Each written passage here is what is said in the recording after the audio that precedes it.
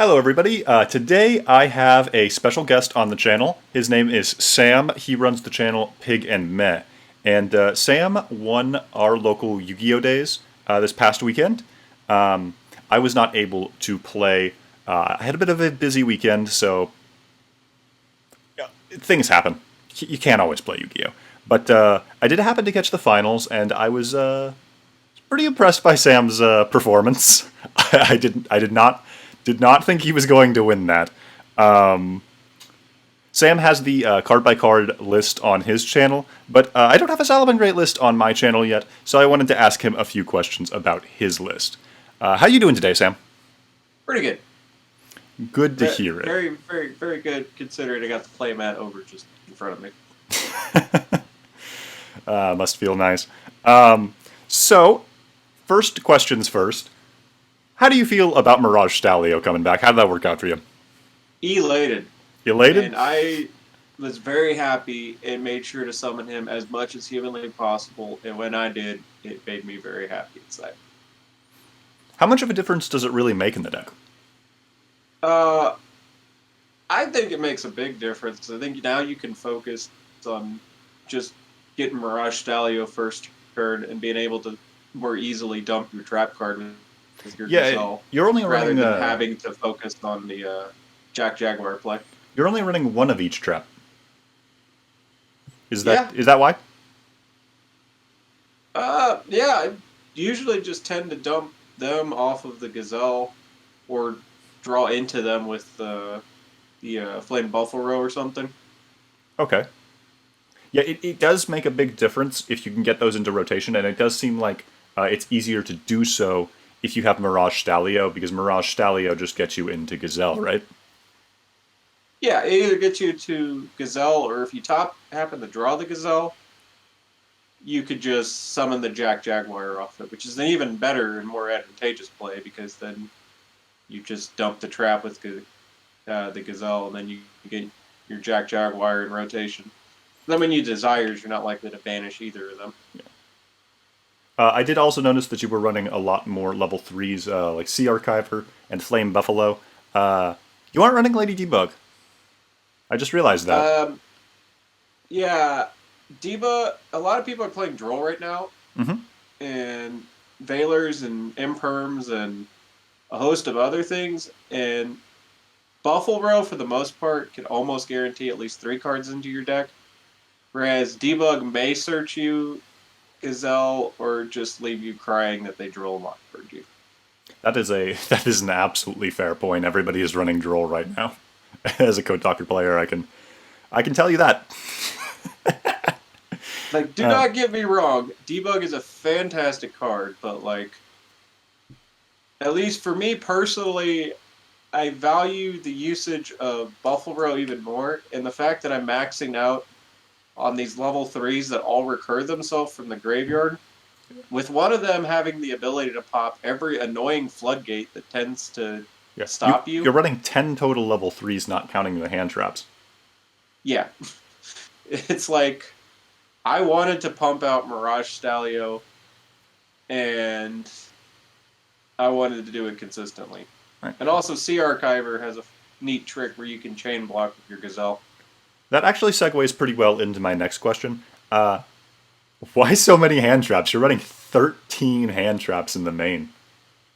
Well, if I'm going second against a deck that searches 50 times and just does everything, I would like to be able to stop it. That's fair. Like, so you just prefer the hand traps because they do more turn 1 than a trap card that could be functional later? Yeah, pretty much. If you play a lot of hand traps, you can go first or second more flexibly. All right. And if you're in a desperation sink, you can, if you already have like a Balinx or something on board and they flip there can be only one, you could just normal any of those hand traps and then make the Phoenix in the extra deck to then pop that there can be only one. Yeah, because even your side deck has a lot of hand traps in it. There's 7... well, I guess technically 8 hand traps in your side deck, so the majority of your side deck is hand traps too. Yeah, Basically, you have a hand trap for every occasion, and I think there should be a prohibit snake in there too, right? Yeah, yeah, that's what I counted as the eighth one. Yeah, that's a non-targeting bounce, so you have a dragoon out with that. It can turn Out the into window. that too. It can turn it can turn into Balinks in and of itself, and it can reoccur itself from your graveyard to your hand. It's a Okay. great discard off of the Buffalo row.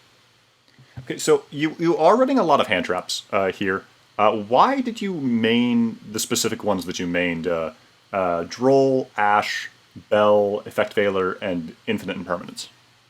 The most generically good ones that I could think of off the top of my head. Ash already has the natural synergy because the Sunlight Wolf plays. Everybody knows Oh that. yeah, yeah, you can bring it back to your hand after you use it. It's really good. Yeah. But then coincidentally, like Bell hits a lot of decks, and Droll always overperforms every single time I play it.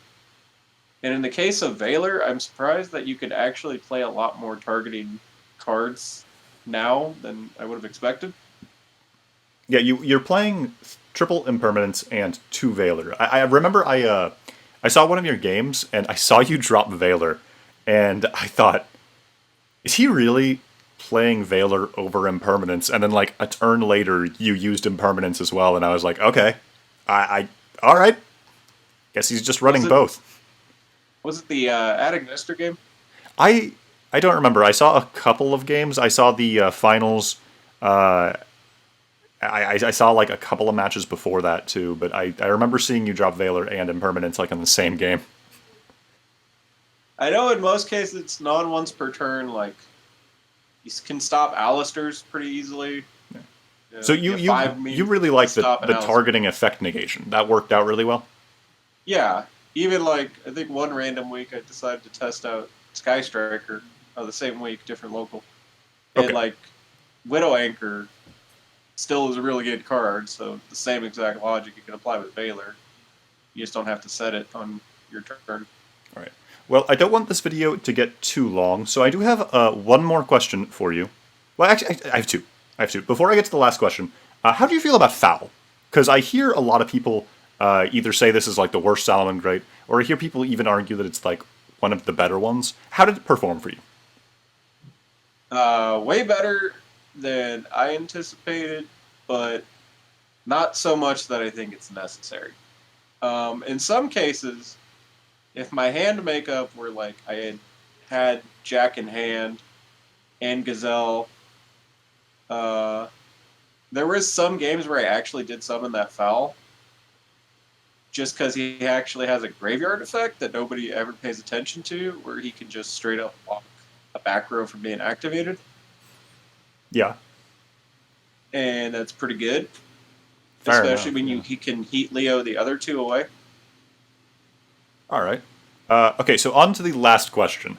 Why didn't you run Parallel Exceeds?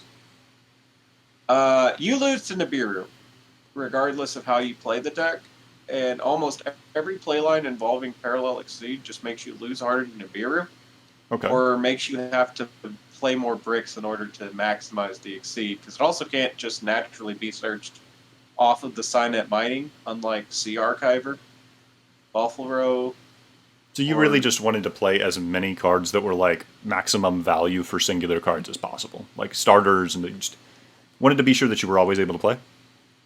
yeah, starters and extenders that didn't require either you hard drawing them to maximize their use, or that didn't just put you in situations where you lose to the worst card, which for me is Nibiru. So most of the time when I played the deck, I just kind of tried to play it in such a way to where Nibiru didn't absolutely ruin my day. It's funny that you say that because didn't you win the finals with Nibiru being there the entire time, like in Yeah, hand?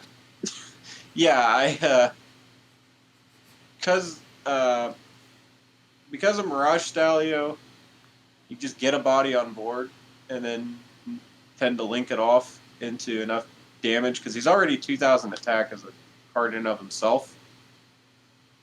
And like if So you you did summon you something off him and you make a Phalanx or whatever, you can then usually recur out your Jack Jaguar for 1800 more damage. So you usually opt to just make like slightly like less oppressive boards just to play around Nibiru? Yes. Well, I mean, yeah, if it works out for you. Dang. Sometimes you just gotta get the damage. It's like, really do just be playing around one card the whole time. I mean, 3 cards in my main deck had 1800 attack. I mean, that's fair. That's fair. You won. I proved that in the Battle of Adignister versus Salamangreat, that Salamangreat could still do it. I guess occasionally. It was an all-Cybers final. It was like your dream come true. Yes, I saw the All Cybers final. I was very happy about that. Did you know that Cybers is best deck? Yes, but Salamangreat is best Cybers, and Spinny belongs in Salad. Thanks for watching the video. Let me know what you'd like to see next in the comment section down below. Remember to like and subscribe, and if you'd like to contact me directly, you can do so over Discord, link in the description.